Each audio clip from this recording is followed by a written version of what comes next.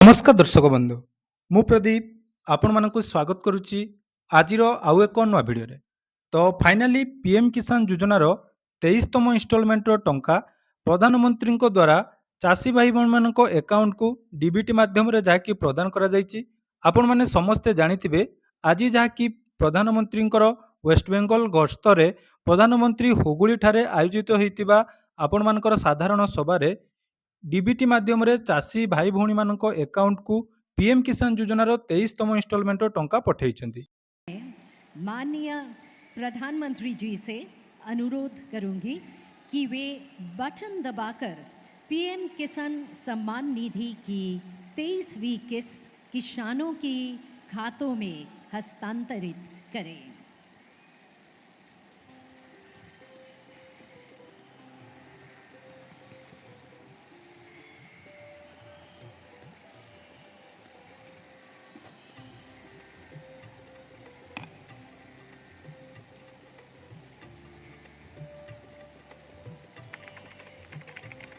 एवं वर्तमान जहाँकि टंका आपण मानक अकाउंट रे क्रेडिट हो सारा बहुत जन हिताधिकारी जहाँकि टंका आपण मानकर आसी सारी तेणु मु आपण मानक लाइव प्रूफ देखी जे टंका वर्तमान को मानक अकाउंट रे आसीची जदि आपण माने वर्तमान सुधा निज बैंक अकाउंट रे टंका पाई नाहंती बा आपण मानकर टंका वर्तमान सुधा क्रेडिट ही नहीं ताले केमिति आपण माने निजर पीएम किसान योजनार टंका चेक करें से विषय संपूर्ण डिटेल्स जनइबी तेणु वीडियो को जमारू स्किप न करी प्रथम शेष पर्यंत देखूँ कारण वीडियोटी आपण मानक पई बहुत इनफॉर्मेटिव रहिबो।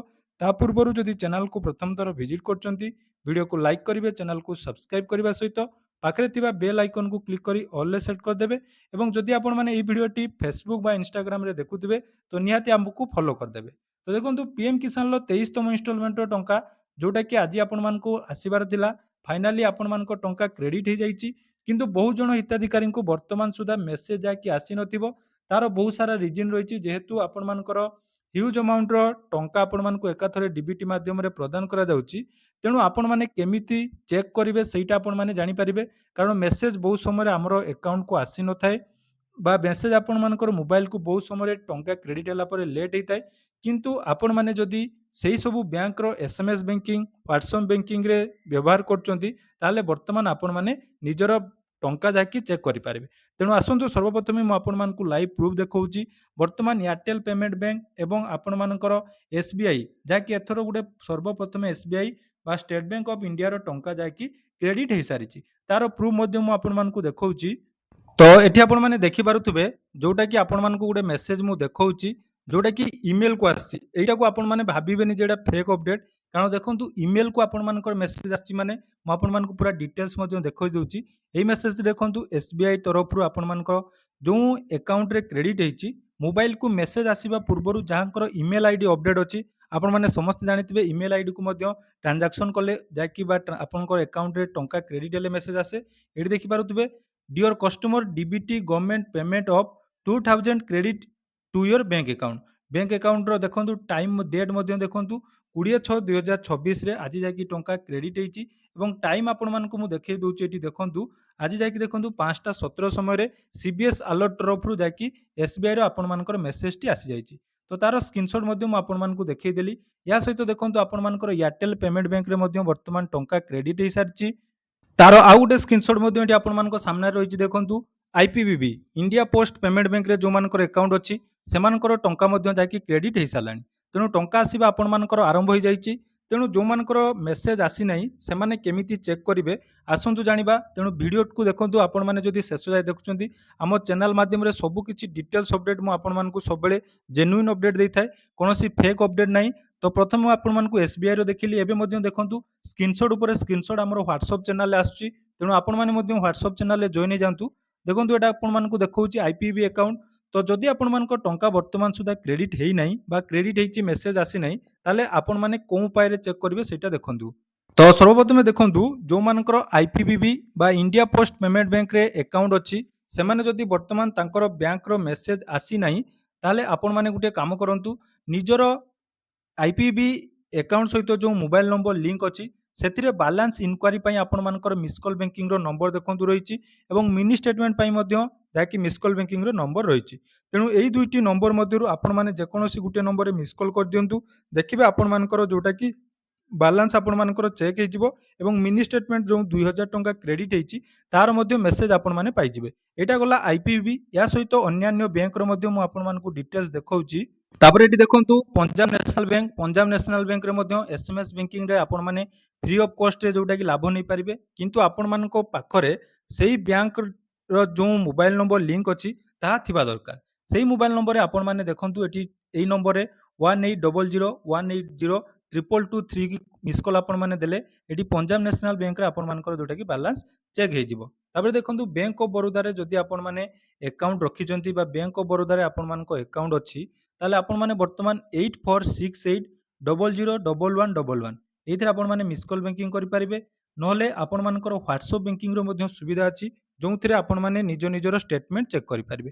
ହ୍ୱାଟ୍ସଆପ୍ ବ୍ୟାଙ୍କିଂ ଚେକ୍ କରିବା ପାଇଁ ହେଲେ ତାର ନମ୍ବର ଦେଖନ୍ତୁ ରହିଛି 8433888777। এই নম্বরে ଆପଣମାନେ ହାଇ ବୋଲି ମେସେଜ କରିବେ। ମେସେଜ କଲା ପରେ ଏଠି ଆପଣମାନଙ୍କର ଆସିବ ଆକାଉଣ୍ଟ ବାଲାନ୍ସ ଚେକ୍ କରିବାର ଅପସନ୍। ତ ଏ ଆକାଉଣ୍ଟ ବାଲାନ୍ସ ଚେକ୍ କରିବା ଅପସନ୍ରେ କ୍ଲିକ୍ କରି ଆପଣମାନେ ବର୍ତ୍ତମାନ ଯେଉଁଟାକି ବ୍ୟାଙ୍କ ଅଫ୍ ବରୋଦାର ବାଲାନ୍ସ ମଧ୍ୟ ଚେକ୍ କରିପାରିବେ। ତାପରେ ଦେଖନ୍ତୁ ଏଠି ଆପଣମାନଙ୍କର ୟୁନିୟନ ବ୍ୟାଙ୍କରେ ମଧ୍ୟ ଆସିଗଲା। ବହୁ ଜଣଙ୍କର କମେଣ୍ଟ ଥିଲା ଯେ ୟୁନିୟନ ବ୍ୟାଙ୍କରେ ଆମେ କେମିତି ଚେକ୍ କରିବୁ, କାରଣ ୟୁନିୟନ ବ୍ୟାଙ୍କରେ ମଧ୍ୟ ପେମେଣ୍ଟ ଆସିବାରେ ଡିଲେ ହୁଏ। କିନ୍ତୁ ଫାଇନାଲି ଏଥର ଯେଉଁଟାକି ବହୁତ ଶୀଘ୍ର ଆପଣମାନଙ୍କର ଆଇପିବିବି ଏବଂ ଏସବିଆଇ ଏବଂ ଏୟାରଟେଲ ପେମେଣ୍ଟ ବ୍ୟାଙ୍କରେ ଅଲରେଡି କ୍ରେଡିଟ୍ ହେଇସାରିଛି। ତେଣୁ ୟୁନିୟନ ବ୍ୟାଙ୍କରେ ଯଦି ଆପଣଙ୍କ ଆକାଉଣ୍ଟ ଅଛି ତାହେଲେ ଏସଏମଏସ୍ ବ୍ୟାଙ୍କିଂ ପାଇଁ ଦେଖନ୍ତୁ ଆପଣମାନେ କରିପାରିବେ ଏଇ ନମ୍ବରରେ ୟୁବିଏଲ୍ ଲେଖି ଆପଣମାନେ ଏସଏମଏସ୍ କରିପାରିବେ ବା ଆପଣମାନଙ୍କର ୟୁବିଏଲ୍ ସ୍ପେସ୍ ଦେଇ ଆକାଉଣ୍ଟ ନମ୍ବର ଦେଇ ଏଇ ନମ୍ବରକୁ ମେସେଜ କଲେ ଆପଣମାନଙ୍କର ସବୁ କିଛି ଡିଟେଲ୍ସ ଚେକ୍ ହେଇପାରିବ। ତା ସହିତ ମିସ୍ କଲ୍ ବ୍ୟାଙ୍କିଂ ମଧ୍ୟ ରହିଛି ଦେଖନ୍ତୁ 9223008586ରେ ଆପଣମାନେ ମିସ୍ କଲ୍ ବ୍ୟାଙ୍କିଂରେ ମଧ୍ୟ ଲାଭ ନେଇପାରିବେ, ଯାହାଦ୍ୱାରା କି ଆପଣମାନଙ୍କର ୟୁନିୟନ ବ୍ୟାଙ୍କର ବାଲାନ୍ସ ଚେକ୍ ହେଇଯିବ। ସେଭଳି ଓଜିବି ବ୍ୟାଙ୍କରେ ମଧ୍ୟ ଆପଣମାନଙ୍କର ଚେକ୍ ହେଇପାରିବ। ଇକୋ ବ୍ୟାଙ୍କରେ ଯେଉଁମାନଙ୍କର ଆକାଉଣ୍ଟ ରହିଛି ଇକୋ ବ୍ୟାଙ୍କରେ ଆପଣମାନଙ୍କର ଚେକ୍ କରିବା ପାଇଁ ହେଲେ ହ୍ୱାଟ୍ସଆପ୍ ବ୍ୟାଙ୍କିଂ ଦେଖନ୍ତୁ ରହିଛି 0833400123 ଏଇ ଆପଣମାନେ ହ୍ୱାଟ୍ସଆପ୍ ବ୍ୟାଙ୍କିଂରେ ହାଇ ମେସେଜ କଲେ ସବୁକିଛି ମିନି ଷ୍ଟେଟମେଣ୍ଟ ଆପଣମାନଙ୍କର ମିସ୍ କଲ୍ ବ୍ୟାଙ୍କିଂ ସବୁକିଛି ଡିଟେଲ୍ସ ଆପଣମାନଙ୍କର ଏଠି ଚେକ୍ ହେଇପାରିବ। ଏହା ସହିତ ଏସବିଆଇରେ ଯଦି ଆପଣମାନଙ୍କର ଆକାଉଣ୍ଟ ଅଛି ତାହେଲେ ଏସବିଆଇରେ ମଧ୍ୟ ଆପଣମାନଙ୍କର ହ୍ୱାଟ୍ସଆପ୍ ବ୍ୟାଙ୍କିଂର ଲାଭ ଆପଣମାନେ ନେଇପାରିବେ। ତ ଏସବିଆଇରେ ଦେଖନ୍ତୁ ଆପଣମାନଙ୍କର ଯେଉଁମାନଙ୍କର ରହିଛି ଏସବିଆଇ ବ୍ୟାଙ୍କ ତାଙ୍କର ଆପଣମାନଙ୍କର ବାଲାନ୍ସ ଚେକ୍ କରିବା ପାଇଁ ଆପଣମାନଙ୍କର ମିସ୍ କଲ୍ ବ୍ୟାଙ୍କିଂର ସବୁ ନମ୍ବର ରହିଛି, ଟୋଲ୍ ଫ୍ରି ନମ୍ବର ରହିଛି, ଏସଏମଏସ୍ ବ୍ୟାଙ୍କିଂ ରହିଛି। ଏହିସବୁ ସୁବିଧା ଆପଣମାନେ ବର୍ତ୍ତମାନ ନେଇପାରିବେ। ତେଣୁ ଯେଉଁମାନଙ୍କର ଟଙ୍କା ବର୍ତ୍ତମାନ ସୁଦ୍ଧା କ୍ରେଡିଟ୍ ହେଇନାହିଁ ବୋଲି ଭାବୁଛନ୍ତି ମୁଁ ଆପଣମାନଙ୍କୁ ଲାଇଭ୍ ପ୍ରୁଫ୍ ମଧ୍ୟ ଦେଖେଇଲି ବ୍ୟାଙ୍କ ଗୁଡ଼ିକର କ୍ରେଡିଟ୍ ହେଇଛି।